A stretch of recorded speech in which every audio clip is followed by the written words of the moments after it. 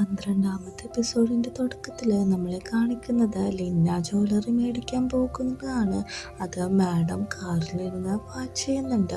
അവൻ അവിടെ ചെന്ന ശേഷം ആ ജ്വല്ലറി ഓർഡർ ചെയ്തതിൻ്റെ റിസിപ്റ്റ് കൊടുത്ത് അത് മേടിക്കുന്നുണ്ട്. അത് തുറന്നു നോക്കുമ്പോൾ തന്നെ അവന് അത്രയും ഇഷ്ടപ്പെടുന്ന ഒരു ബ്യൂട്ടിഫുൾ ആയിട്ടാണ് അവരുണ്ടാക്കിയിരിക്കുന്നത്. അങ്ങനെ പുറത്തിറങ്ങി സണ്ണിനെ വിളിക്കുന്നുണ്ടെങ്കിലും കിട്ടുന്നില്ല. മാഡം കാറിലിരുന്ന് ആലോചിക്കുകയാണ്. ആ ബോസ് പറഞ്ഞത്, കാരണം നിൻ്റെ ഫാമിലിയെ രക്ഷിക്കണമെങ്കിൽ നീ ഇത് ചെയ്യുക. അപ്പോൾ നിൻ്റെ ഫാമിലിയുടെ ഇൻകം കുറച്ചും കൂടി ഉയർന്നു അവരൊരു ബെറ്റർ ലൈഫിലേക്ക് നിനക്ക് കൊണ്ടുപോകാൻ പറ്റുമെന്ന് അവൾ ആ കാര്യം ആലോചിക്കുന്നുണ്ട്. എന്ത് ചെയ്തിട്ടാണെങ്കിലും ആ ജ്വല്ലറി തട്ടിയെടുക്കുന്നു എന്നാണ് അവൾ വിചാരിക്കുന്നത്.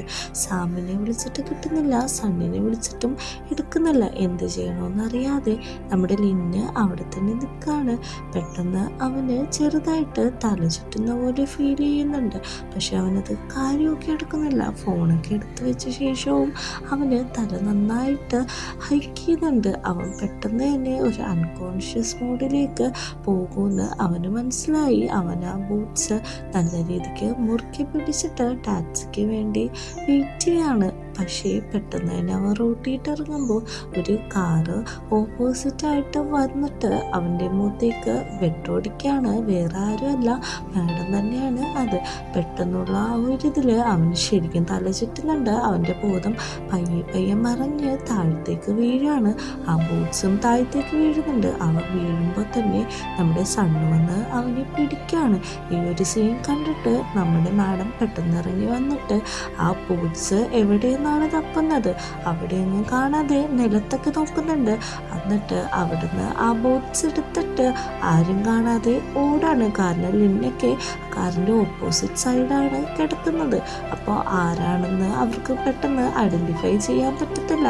ആരും കണ്ടില്ലെന്ന് ഉറപ്പ് വരുത്തിയ ശേഷം മാഡം അവിടെ നിന്ന് ഓടുന്നുണ്ട്. പെട്ടെന്ന് ചാൻ അങ്ങോട്ട് വരുന്നുണ്ട്.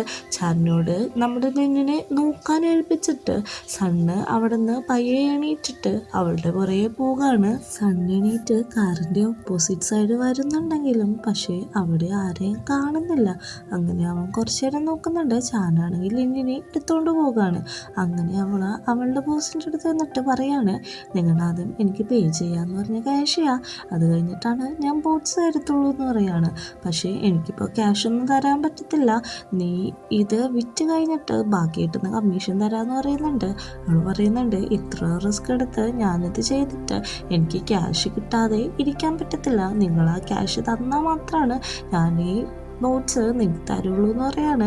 ആ ഭീഷണി സ്വരത്തിൽ പറയുന്നുണ്ട്, ഞാനിത് നേരിട്ടല്ല വിൽക്കാൻ പോകുന്ന, അതുകൊണ്ട് തന്നെ ഇത് വിറ്റ് കഴിഞ്ഞിട്ടാണ് എത്ര രൂപ കിട്ടുമെന്ന് പറയാൻ പറ്റത്തുള്ളൂ. ആ ക്യാഷ് കിട്ടിയിട്ട് നിൻ്റെ പൈസ പെട്ടെന്ന് തന്നെ അങ്ങ് തന്നേക്കാന്നാണ് പറയുന്നത്.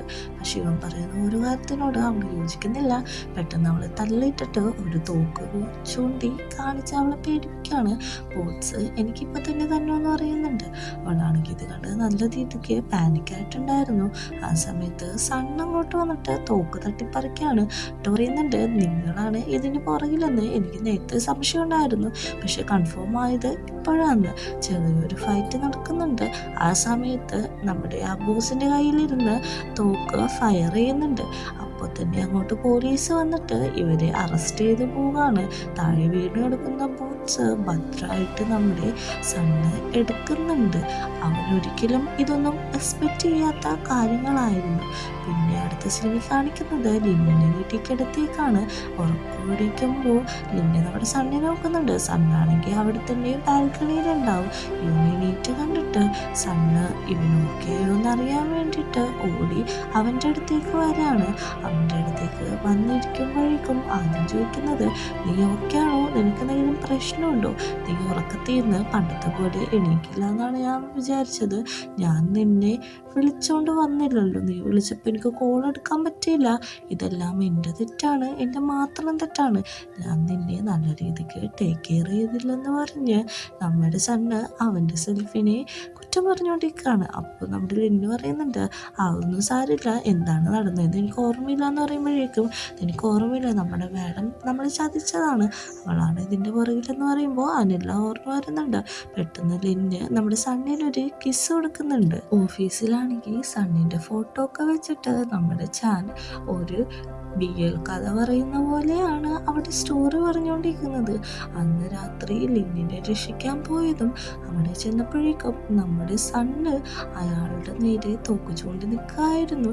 പെട്ടെന്ന് തന്നെ ആ തോക്ക് പിടിച്ചെടുത്ത് ചാടി മറിഞ്ഞ് അടിച്ച് ജാക്കി ചാനെ പോലെ ഫൈറ്റ് ചെയ്തെന്നൊക്കെ ഭയങ്കര ബിൽഡപ്പിട്ടാണ് ചാൻ കഥ പറഞ്ഞുകൊണ്ടിരിക്കുന്നത്. ഇവന്റെ കഥയും ഫയറിന്റെ ഒച്ചയൊക്കെ ഉണ്ടാക്കലേ കേട്ടിട്ട് എല്ലാവരും ഷോക്കാവുന്നുണ്ട്.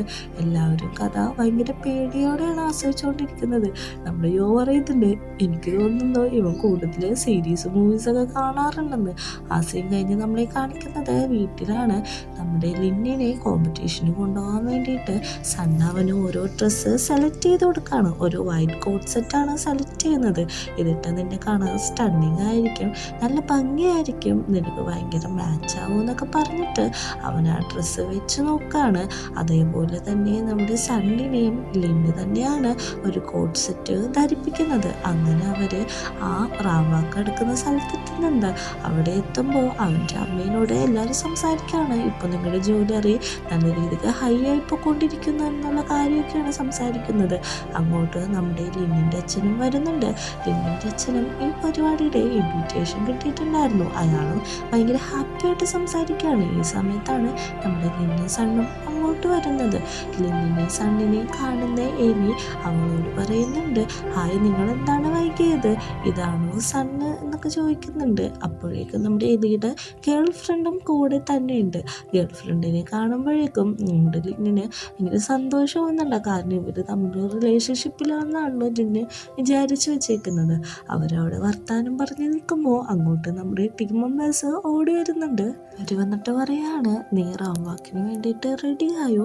നീ ഇപ്പോൾ ഓക്കെ അല്ലേ? ടെൻഷനൊന്നുമില്ലല്ലോ എന്ന് ചോദിച്ച് അവനെയും വിളിച്ചുകൊണ്ട് പോവാണ്. പെട്ടെന്ന് തന്നെ നമ്മുടെ സാമ് സണ്ണിൻ്റെ അടുത്തേക്ക് വരാണ്. സണ്ണ് അവിടെ തന്നെ ലിന്നി പോയ സ്ഥലത്തേക്ക് നോക്കിക്കൊണ്ട് നിൽക്കാണ്. സാമ് നമ്മുടെ സണ്ണിൻ്റെ അടുത്തേക്ക് വന്നിട്ട് ചോദിക്കുന്നുണ്ട്, ചേട്ടാ, ഇവനാണ് ജയിക്കുന്നതെങ്കിൽ നീ എന്ത് ഗിഫ്റ്റാണ് നമ്മുടെ ലിന്നിന് കൊടുക്കാൻ പോകുന്നത് എന്ന് ചോദിക്കുന്നുണ്ട്. സണ്ണാണെങ്കിൽ അവൻ ചോദിച്ച ചോദ്യത്തിന് മറുപടി ഒന്നും കൊടുക്കുന്നില്ല. അവനവിടെ ചിരിച്ചുകൊണ്ട് തന്നെ നിൽക്കാണ്. ഇത് ചാനൽ നോക്കി അവിടെ തന്നെ നിൽക്കുന്നുണ്ട്. നമ്മുടെ സാമാണെങ്കിൽ ഇവനൊന്നും പറയാത്തതുകൊണ്ട് തന്നെ എന്ത് ഗിഫ്റ്റ് ആയിരിക്കും കൊടുക്കുക എന്നുള്ള ആലോചിച്ച് അവിടെ തന്നെ നിൽക്കുകയാണ്. നമ്മുടെ യോയും ആ കൂട്ടത്തിൽ പോയിട്ടുണ്ടായിരിക്കുമല്ലോ. ലോയിനെയും നല്ല രീതിക്ക് വാച്ച് ചെയ്യുന്നുണ്ട്. നമ്മുടെ സണ്ണാണെങ്കിൽ തിരിഞ്ഞിട്ട് അവർ നോക്കി പിന്നെയും ചിരിക്കുകയാണ്. അടുത്തത് കാണിക്കുന്നത് നമ്മുടെ ബോസ് അങ്ങോട്ട് വരെയാണ്. ബോസ് വന്നിട്ട് ഇങ്ങനെ പറയുന്നുണ്ട്, ആരും എനിക്ക് വേണ്ടിയിട്ട് വെയിറ്റ് ചെയ്തില്ല, എല്ലാവരും എവിടെ പോയി കിടക്കാണോ എന്ന് പറഞ്ഞ് പയ്യെ പയ്യെ ബാക്കോട്ട് വന്ന് നമ്മുടെ ചായൻ്റെ മേത്ത് തട്ടാണ്. ചായ ഇവനെ നോക്കുന്നുണ്ട്. പെട്ടെന്ന് തന്നെ നമ്മുടെ ബോസിനെ അവൻ പിടിക്കുന്നുണ്ട്, കാരണം അവൻ താഴെ വീഴാതിരിക്കാനായിട്ട്. എന്നിട്ട് ബോസ് തിരിയുമ്പോൾ ബോസിൻ്റെ ഫേസിൽ ഒരു കിസ് കൊടുക്കാണ് നമ്മുടെ ചാൻ. എന്നിട്ട് പറയുന്നുണ്ട്, നീ അധികമൊന്നും ഓവറായിട്ട് തിങ്ക് ചെയ്യണ്ട, ഇപ്പം തിങ്ക് ചെയ്യാനായിട്ടുള്ള സമയമല്ല, നമുക്ക് അകത്തേക്ക് പോകാമെന്ന് പറയുന്നുണ്ട്. ബോസിനാണെങ്കിൽ ഒരു അൺഎക്സ്പെക്റ്റഡ് കിസ് കിട്ടിയതിൻ്റെ സന്തോഷത്തിൽ നിൽക്കുകയാണ്. നെക്സ്റ്റ് സീനിൽ കാണിക്കുന്നത് നമ്മുടെ ലിന്നിന് കുറച്ചധികം കോൺഫിഡൻസ് കൊടുക്കുകയാണ് സണ്ണ് പറയുന്നുണ്ട്, നീ ടെൻഷനൊന്നും അടിക്കണ്ടെന്ന് പറയാണ്. ലിന്ന് പറയാണ്, എനിക്ക് നല്ല പേടിയുണ്ട്, നമ്മുടെ കമ്പനിയുടെ പേര് ഞാൻ കാരണം പോകുമെന്ന്, കാരണം ഞാനിതുവരെ ഇങ്ങനെ റാംവാക്കൊന്നും ചെയ്തിട്ടില്ലല്ലോ. പറയാണ്, ഇത് തോറ്റാലും ജയിച്ചാലൊന്നും ഒരു കുഴപ്പമില്ല, നിൻ്റെ മാക്സിമം ബെസ്റ്റായിട്ട് നീ പെർഫോം ചെയ്താൽ മതി എന്ന് പറയാണ്. പിന്നെ കോൺഫിഡൻസ് കൊടുത്തതിന് ശേഷം നമ്മളെ കാണിക്കുന്നത് റാംവാക്ക് സ്റ്റേജാണ്. ആ റാംവാക്കിൽ നമ്മുടെ ലിന്ന് നല്ല രീതിക്ക് വർക്ക് ചെയ്യുന്നുണ്ട്. എല്ലാവർക്കും ഇഷ്ടപ്പെടുന്നുണ്ട്. ലിന്നിൻ്റെ അച്ഛനൊക്കെ നല്ല പ്രൗഡോടെയാണ് അവിടെ ഇരിക്കുന്നത്. എല്ലാവരും കൈയടിക്കുന്നുണ്ട്. ഇതിൻ്റെ അടുക്ക് ബാക്കി മോഡൽസിൻ്റെ റാംവാക്ക് നടക്കുന്നുണ്ട്. അങ്ങനെ റാംവാക്കെല്ലാം കഴിഞ്ഞിട്ട് അനൗൺസ് ചെയ്യാണ്, ഇതിലാരാണ് ജയിച്ചതെന്ന് നിങ്ങൾക്ക് അറിയണ്ടേന്ന് വെച്ചിട്ട് ആ ജ്വല്ലറി ബോക്സ് തുറക്കാണ്. എല്ലാവരും ആകാംക്ഷയോടെ ഇരിക്കുകയാണ്. നമ്മുടെ സോൾ ജ്വല്ലറി തന്നെയാണ്. അവർ പറയുന്നുണ്ട്, സൺസെറ്റ് ഇറ്റ്സ് വൈബ്സ് എന്ന് പറഞ്ഞ തീമിലാണ് ഇത് ചെയ്തേക്കുന്നത്, അതുകൊണ്ട് ഇവർ തന്നെയാണ് ജയിച്ചതെന്ന് പറയുന്നുണ്ട്. എല്ലാവർക്കും ഭയങ്കര സന്തോഷമാവുന്നുണ്ട്. എല്ലാവരും ഭയങ്കരമായിട്ട് കൈയടിക്കുന്നുണ്ട്. അങ്ങനെ നമ്മുടെ സണ്ണ് വന്ന് പ്രസംഗിക്കുകയാണ്. ഇതിനെല്ലാം കാരണം ഡിസൈനർ ഗ്രൂപ്പാണെന്നൊക്കെ പറഞ്ഞിട്ടാണ് അവൻ പ്രസംഗിക്കുന്നത്. ഇതെല്ലാം കഴിഞ്ഞിട്ട് നമ്മുടെ സണ്ണ് ലിന്നിൻ്റെ കോസ്റ്റ്യൂം റൂമിൽ ചെന്നിരിക്കുകയാണ്. എനിക്ക് കാലുവേന എന്ന് പറയുമ്പോഴേക്കും സണ്ണ് തന്നെ അവൻ്റെ കാലെല്ലാം തിരുമ്മി കൊടുക്കുന്നുണ്ട്. എന്നിട്ട് പറയുന്നുണ്ട്, നീ നല്ല രീതിക്ക് പെർഫോമൊക്കെ ചെയ്തു, എനിക്ക് ഒത്തിരി ഇഷ്ടമായി എന്ന് പറയുന്നുണ്ട്. അപ്പോൾ നമ്മുടെ സണ്ണിനോട് പറയുന്നുണ്ട്, എനിക്ക് ഡ്രസ്സൊന്ന് ചേഞ്ച് ചെയ്യണം, നീ ഇവിടെ ഇരിക്കാൻ പറയുന്നുണ്ട്. അവൻ ഡ്രസ്സ് ചേഞ്ച് ചെയ്യാൻ പോകുമ്പോൾ അവൻ ഒറ്റയ്ക്ക് പറ്റത്തില്ല. അപ്പോൾ സണ്ണിനോട് ഒന്ന് വന്ന് ചേഞ്ച് ചെയ്ത് തരുമെന്നാണ് ചോദിക്കുന്നത്. ഓക്കെ, ഞാൻ ഹെൽപ്പ് ചെയ്യാമെന്ന് പറഞ്ഞിട്ട് അവൻ ആ കോട്ട് സെറ്റിൻ്റെ കോട്ട് വരാൻ നോക്കുന്നുണ്ട്. അത് പയ്യൊരു ഫിസിക്കൽ കോണ്ടാക്റ്റ് ഇട്ട് മാറുന്നുണ്ട്. അങ്ങനെ പിറ്റേ ദിവസം മോർണിംഗ് കമ്പനിയുടെ ഒരു മീറ്റിംഗ് ആണ് കാണിക്കുന്നത്. ഇപ്പോൾ കമ്പനിയുടെ പ്രൊബേഷൻ ടൈം കഴിഞ്ഞ നമ്മുടെ സണ്ണിൻ്റെ എല്ലാം നല്ല വെൽത്തിലാണ് പോയിക്കൊണ്ടിരിക്കുന്നത്. അതുകൊണ്ട് തന്നെ ഇനി പെർമനൻ്റ് ആയിട്ട് നമ്മുടെ സണ്ണിനോട് നിയമിക്കുകയാണ്. എല്ലാവർക്കും അതിൽ ഭയങ്കര സന്തോഷമാണ്. എല്ലാവരും ക്ലാപ്പ് ചെയ്യുന്നുണ്ട്. കമ്പനിയിൽ ഇത്രയധികം ഗ്രോത്ത് ഉണ്ടെന്ന് അവനെ എല്ലാവരും കൺഗ്രാറ്റുലേറ്റ് ചെയ്യുന്നുണ്ട്. നമ്മുടെ പിള്ളേരാണെങ്കിൽ ഇന്റേൺഷിപ്പ് എല്ലാം കഴിഞ്ഞിട്ട് അവർ തിങ്സ് എല്ലാം പാക്ക് ചെയ്യാണ്. അവർക്ക് ഇവിടെ നിന്ന് പോകുന്നതിൽ ഭയങ്കര സങ്കടമുണ്ട്.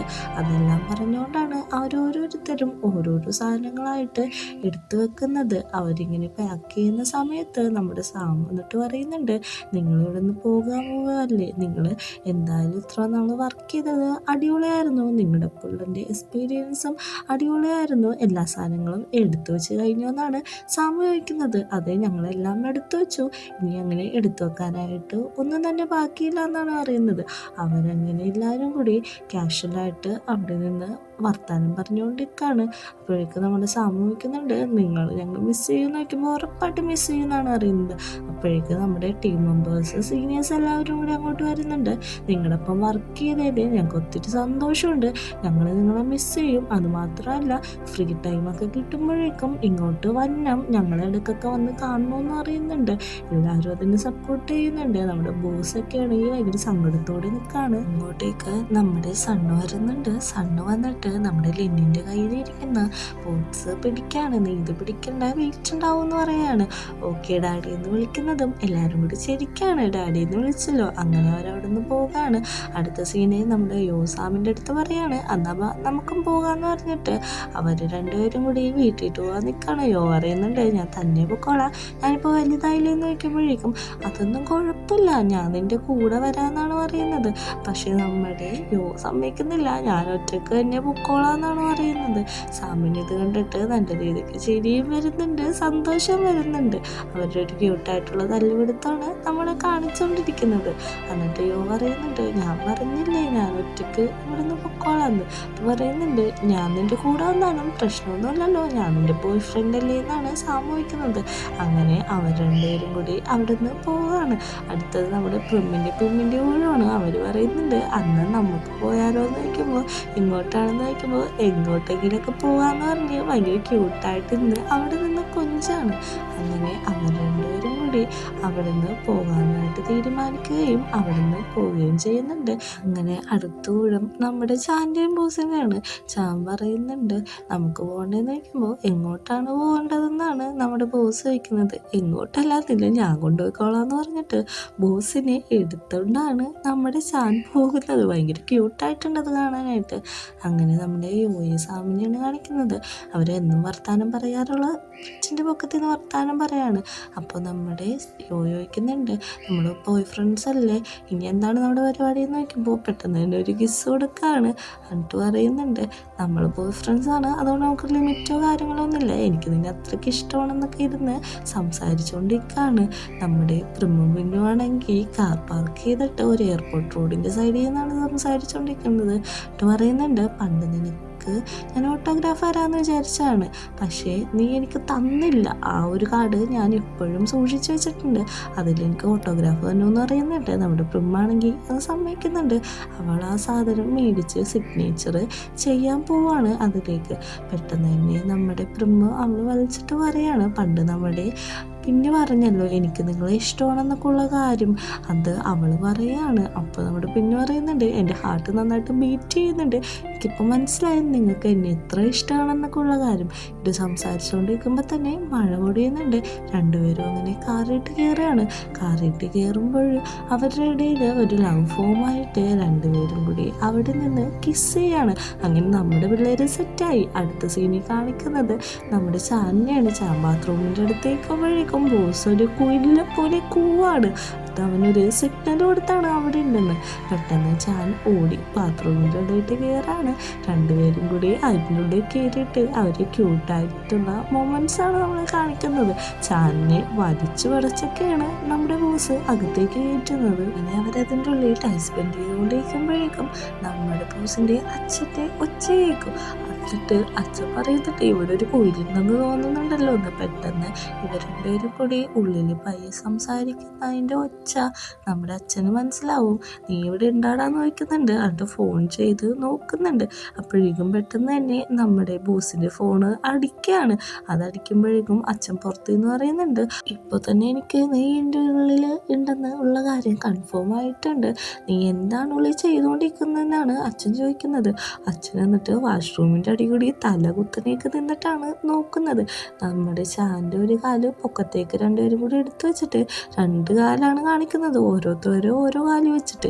എന്നിട്ട് അച്ഛൻ പോയ സമയത്ത് ഇവൻ പുറത്തേക്ക് ഇറങ്ങി നോക്കി അച്ഛൻ പോയെന്ന് ഉറപ്പുവരുത്തി ഉള്ളിൽ തന്നെ കയറാണ്. അങ്ങനെ അടുത്ത സീനിൽ കാണിക്കുന്നത് നമ്മുടെ ലിന്നിനെ സണ്ണിനെയാണ്. ലിന്നു വയ്ക്കുന്നുണ്ട് ഇത് വേണമെന്ന്. അപ്പോൾ സണ്ണും പറയുന്നുണ്ട് നീൻ്റെ ബെസ്റ്റ് നീ ചെയ്യാനായിട്ട്.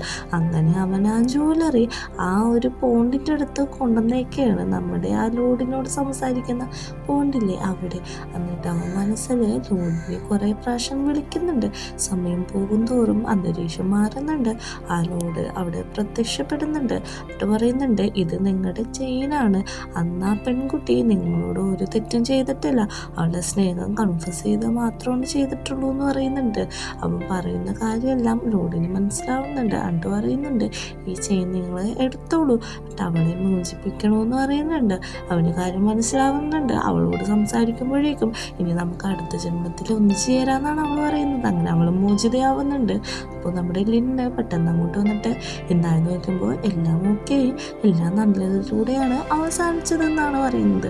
അങ്ങനെ വൈകുന്നേരം അവൻ്റെ മൗണ്ട് ഹൗസിൽ അവർ സൺസെറ്റ് കാണാൻ ചെല്ലാണ്. നമ്മുടെ സംഭവിക്കുന്നുണ്ട് എന്താണ് ലോഡ് പറഞ്ഞതെന്ന് വയ്ക്കുമ്പോഴേക്കും അവർക്ക് ഒന്നിച്ചു ചേരാൻ പറ്റത്തില്ല. അടുത്ത ജന്മത്തിൽ ഇനി ഒന്നിച്ചു ചേരാൻ പറ്റത്തുള്ളൂ എന്ന് പറഞ്ഞിട്ട് അവരവരുടെ ടൈം സ്പെൻഡ് ചെയ്യാണ്. അടുത്ത സീനിൽ കാണിക്കുന്നത് ഗ്രാജുവേഷൻ ഡേ ആണ്. എല്ലാവരും ഗ്രാജുവേഷൻ ഡേയിൽ വന്നിട്ടുണ്ട്. നമ്മുടെ ചാനും ബോസൊക്കെ അവിടെ തന്നെ ഉണ്ട്. പിന്നെ നമ്മുടെ സാമും വന്നിട്ടുണ്ട്. ഇതെല്ലാം സന്തോഷത്തോടെ നമ്മുടെ ലിന്ന് നോക്കിക്കാണാണ്. സാമും ലോയ്ക്ക് ഭയങ്കര കപ്പിളായിട്ട് നിന്നിട്ട് ഫോട്ടോസും കാര്യങ്ങളൊക്കെ എടുത്തോണ്ടിരിക്കുകയാണ്. ഇവനിതെല്ലാം ഹാപ്പി ആയിട്ട് നോക്കി നിൽക്കുന്ന സമയത്ത് നമ്മുടെ ലിന്ന് നിൽക്കുന്ന സ്ഥലത്തേക്ക് സണ്ണ് വരുന്നുണ്ട്. എന്നിട്ട് അവനൊരു ബൊക്കറ്റ് കൊടുക്കുന്നുണ്ട്. എന്നിട്ട് പറയുന്നുണ്ട് ഇത് സോൾ ജ്വല്ലറിയിലെ പ്രസിഡന്റ് എന്നാണ് ഇനി നിന്റെ കൊണ്ടാട് തരുന്നത്. എന്താണെന്ന് അറിയണ്ടേന്ന് വെച്ചിട്ട് ഒരു ലെറ്റർ കൊടുക്കുന്നുണ്ട്. അതിൽ നോക്കുമ്പോഴേക്കും ഒരു ട്രിപ്പ് പോകുന്ന സ്ഥലത്തേക്കുള്ള 2 ടിക്കറ്റാണ്. എന്നിട്ട് നമ്മുടെ സണ്ണ് പറയുന്നുണ്ട് അടുത്ത ആഴ്ച തൊട്ട് ജോലിക്ക് ജോയിൻ ചെയ്യണമല്ലോ, അതുകൊണ്ട് നമുക്ക് അതിന് മുമ്പ് ഒരു ട്രിപ്പ് പോകാമെന്ന് പറയുമ്പോൾ നമുക്ക് മാത്രം പോകാമെന്ന് പറഞ്ഞ് അവരവിടെ നിന്ന് ഓടാണ്. ഈ സീനും കാണിച്ചാണ് ഈ സീരീസ് അവസാനിക്കുന്നത്.